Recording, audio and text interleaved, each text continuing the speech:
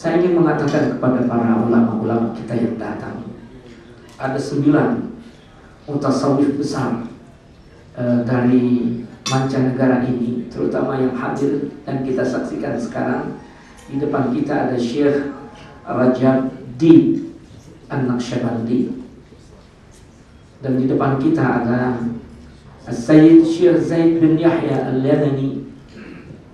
Beliau kemudian hadir di tengah-tengah kita ini Syekh Ar-Rukaini, Syekh Abdul Rahim Ar-Rukaini dari Sudan.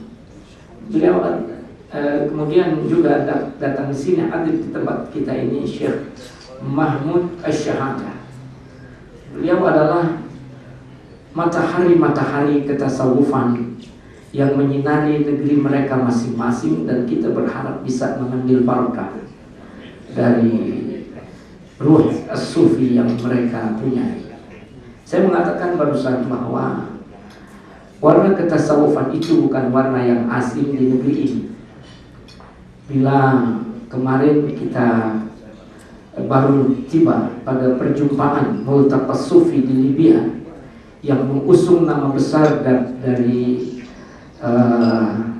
Syekh Omar Mukhtar sebagai da'i besar, sebagai mujahid akbar yang namanya Syekh Umar Mukhtar itu, maka Jakarta pun pernah mempunyai suatu keberkahan pencerahan dari sufi yang juga pernah mengambil tariqahnya bersama-sama di Jabal Abi Qubais di Mekah.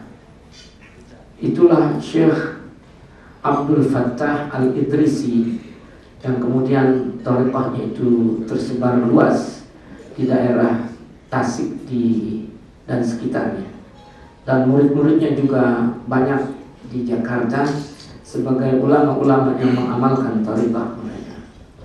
Dengan demikian, bahwa warna ketasawufan yang begitu kental merupakan rombongan Islam pertama yang hadir di negeri ini. Seperti antum misalnya membaca bagaimana Syekh Nuruddin Ar-Ramiri mengupas dengan sangat detail tentang masalah-masalah yang dirasa agak mengganggu di dalam dunia tasawuf. Itu begitu besarnya. Ingin saya katakan bahwa tasawuf di sini dan tariqah di sini bukan barang baru. Sehingga kedatangan para ulama ini merupakan suatu pencerahan, seperti yang saya katakan tadi, bahwa nuzulu haula'i fi hadzal baladi kan nuzul qataratun nada ala zuhuril atsya. Jadi datangnya curahan hujan pada bunga-bunga yang mulai layu. Mudah-mudahan mereka menyegarkan kita. Jadi para jamaah, itu sudah saya sampaikan sedikit dalam penyampaian yang barangkali tidak sempurna, dan kita berharap kita akan mendapatkan penyempurnaan yang banyak dari para ulama yang datang dari berbagai negeri ini. Narju min huduri kibari ulama'ina, narju min huduri wa nuzuli al-mursyidina fi turuq Syekh Rajab Din An-Naqsyabandi yaziduna naf'an wa yaziduna hikmatan balighatan naf'an kabiran insyaallah li mustaqbal Indonesia. Fahani'an lakum wa ahlan wa sahlan bikum. Ataitum ahlan wa ji'tum makanan sahlan insyaallah. ونحن نريد أن نستفيد من تعاليمكم، من كلماتكم، ومن جميع الأشياء التي نستفيد منكم إن شاء الله تعالى. إلى هنا كلمة الترحيب التي قلتها نيابة عن رجال النهضة العلماء كالمضيف بهذا اللقاء إن شاء الله. أعوذ بالله من الشيطان الرجيم. بسم الله الرحمن الرحيم.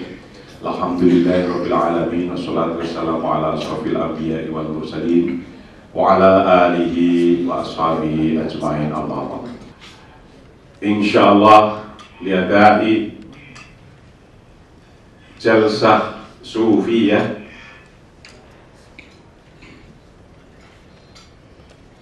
di Indonesia yang insyaallah Allah yubarik lana lihudurina li jalsatina hada, insyaallah, Allahumma amin. Nahdlatul Ulama dalam perjalanannya untuk melaksanakan dakwah Islamiyah melakukan beberapa aktivitas-aktivitas yang antara lain berupa pendidikan di pondok-pondok pesantren. Sekarang jumlahnya pondok pesantren di Indonesia ada 28.000. Dari pondok pesantrenlah berawal kiai bersatu untuk mendirikan Nahdlatul Ulama yang dipelopori oleh Hadratus Syekh Kiai Haji Hasyim Asy'ari. Maka Nahdlatul Ulama adalah termasuk yang mendirikan Republik Indonesia. Jadi Nahdlatul Ulama di Indonesia ini adalah sebagai stakeholder mayoritas. Berangkat dari pondok pesantren, Nahdlatul Ulama dalam dakwahnya melakukan juga membuat beberapa sekolah-sekolah dari mulai sekolah dasar sampai universitas. Untuk sekolah dasar menengah sekitar 14.000 dan untuk universitas 114 universitas atau perguruan tinggi. Selain itu juga melakukan kegiatan-kegiatan untuk kesehatan masyarakat yang pada hari ini ada 217 rumah sakit di bawah Nahdlatul Ulama, yang ini semua itu dikelola atau dijalankan oleh lajnah khusus. Yang menangani pondok pesantren namanya Robitoh Ma'ahid Islami. Lembaga yang menangani perguruan tinggi namanya Lembaga Perguruan Tinggi Nahdlatul Ulama. Lembaga yang menangani kesehatan, Lembaga Kesehatan Nahdlatul Ulama. Dan lembaga yang menangani pendidikan menengah sampai dasar itu adalah Lembaga Ma'arif Nahdlatul Ulama. Di dalamnya tidak hanya lembaga-lembaga, tapi juga badan otonom. Untuk organisasi perempuan namanya Muslimat Nahdlatul Ulama, yang untuk pemudinya itu Fatayat Nahdlatul Ulama, untuk pemudanya namanya Ansor Nahdlatul Ulama, untuk mahasiswa PMII, dan untuk anak-anak pelajar itu IPNU dan IPPNU. Yang mengurusi Thariqah atau Turuqus Sufiyah yang di dalamnya ada 43 macam Thariqah yang mu'tabarah, itu adalah lembaga otonom yang namanya Jam'iyah At-Thariqah Nahdlatul Ulama. Alhamdulillahirabbil alamin. Mudah-mudahan berangkat dari sini kita bersama-sama berdoa kepada Allah Subhanahu wa taala, karena ajaran Thariqah bisa diterima di beberapa negara di dunia, tidak beberapa sesungguhnya, di negara-negara yang mayoritas non-muslim pun Ahlu Thariqah diterima di sana karena ajarannya adalah ajaran yang peace atau yang damai, maka dengan itu diharapkan dari sini perdamaian di dunia terwujud.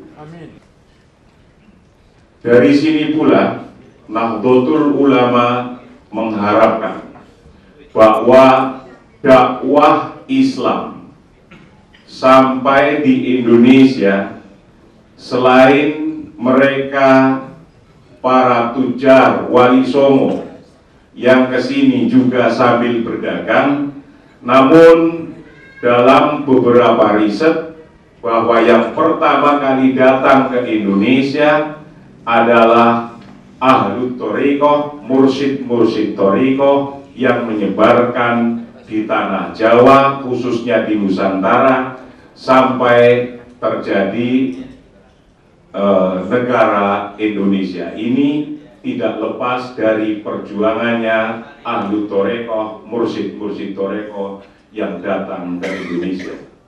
Pengurus besar Nahdlatul Ulama mengharapkan adanya dakwah Islamiyah yang bisa diterima oleh mayoritas bangsa, itu dari mulai awal datang di Indonesia sampai menyebar lagi di dunia. Mudah-mudahan Turuqus Sufiyah ini bisa terus berkembang sampai pelosok dunia. Nahdlatul Ulama menurut tarikh Masihiyah berumur 85 tahun, namun menurut tarikh Hijriyah adalah 88 tahun. Maka dalam rangkaian hari ulang tahun ini, pengurus besar Nahdlatul Ulama mengadakan Multaqo Sufi Al-Alami yang insya Allah akan dimulai dari sekarang sampai besok sampai malam, yang kemudian hari pada tanggal 17-nya kita bersama-sama Presiden Republik Indonesia untuk merayakan hari lahir Nahdlatul Ulama yang insya Allah akan diadakan di Gelora Bung Karno. Untuk acara yang diawali besok malam sampai hari tanggal 17, hadir di Gelora Bung Karno insya Allah ratusan ribu jamaah Nahdlatul Ulama yang dari jumlah bagian kecil yang sesungguhnya menurut LSI A'dha Nahdlatul Ulama itu sudah mencapai 70 juta member.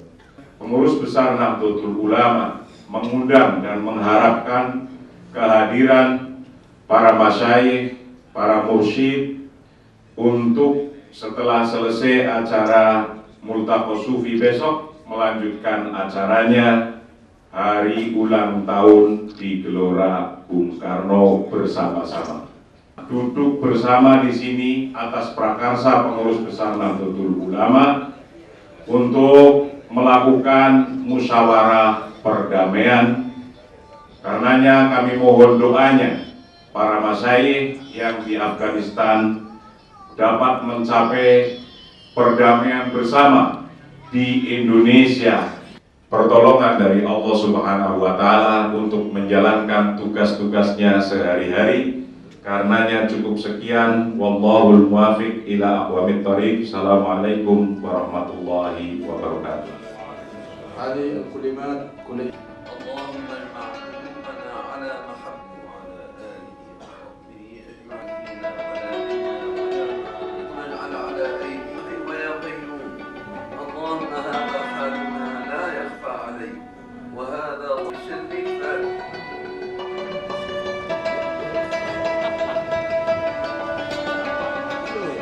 Udah kangen dah. ada 2 tahun ada ya?